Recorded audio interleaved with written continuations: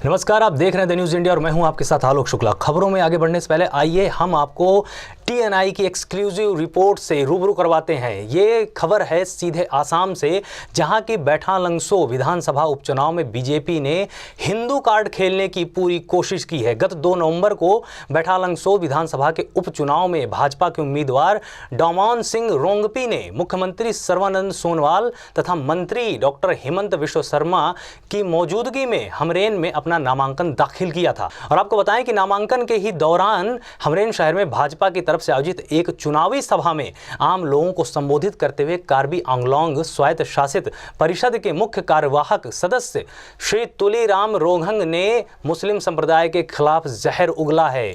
मुस्लिम संप्रदाय के ऊपर गंभीर वक्तव्य देते हुए कहा कि कांग्रेस के पूर्व मंत्री रकीबुल हुसैन जहां भी जाते हैं वहां मुस्लिम आबादी कैसे बढ़े, इस बात का हमेशा ध्यान रखते हैं। श्री रोंघंग ने कहा कि पश्चिम कार्बी आंगलोंग में एक भी मुस्लिम समुदाय के लोग नहीं रहते हैं, उन्हें यहां रहने भी नहीं दिया जाता है। अपने आक्रामक संबोधन में उन्होंने ये कहने की कोशिश की कि इस तरह के कार्यों से मुस्लिम समुदायों को यहां से हटाया जा रहा है। और साथ ही अगर हम इस बात को ध्यान से देखें तो ये आचार संहिता के सारी की सारी धज्जियां उड़ाने की कोशिश भी की गई है।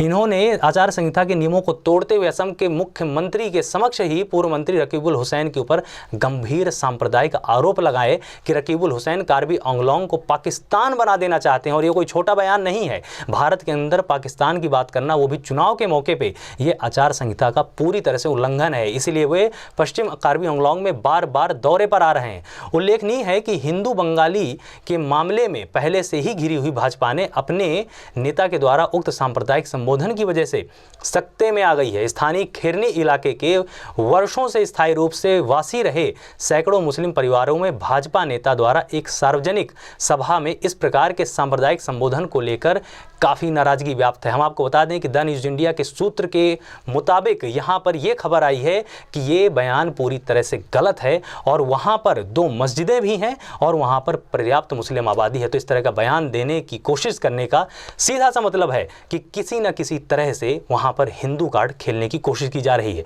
और वहाँ पर किस तरह की वो क्या माहौल बनाना चाहते हैं, इससे ये भी पता लगता है कि ये मुद्दों के आधार पर चुनाव ना होकर यहाँ पर संप्रदाय के आधार में चुनाव कराने की कोशिश की जा रही है। और आपको बता दें कि ये जो सभा थी, उस सभा में असम के मुख्यमंत्री भी मौजूद थे।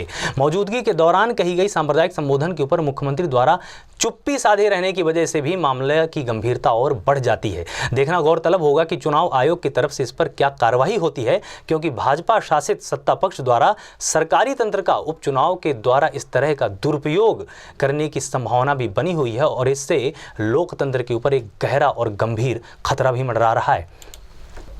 तो देखने वाली बात यह होगी कि आखिर बीजेपी इसके बाद क्या अपनी कोई सफाई देती है या वो एक मौन व्रत धारण करके पूरी तरह से इनके बयानों का समर्थन करती है। संप्रदाय के आधार पर अगर चुनाव होगा तो निश्चित रूप से आसाम में लोकतंत्र कहां पर होगा, इस पे तो प्रश्न चिन्ह खड़ा होता ही है। और इसका उत्तर भी ये है कि लोकतंत्र को कहीं ना कहीं दबाने की कोशिश की जा रही है और सांप्रदायिकवाद को हवा देकर चुनाव के परिणाम अपनी ओर खींचने की कोशिश किए जा रहे हैं।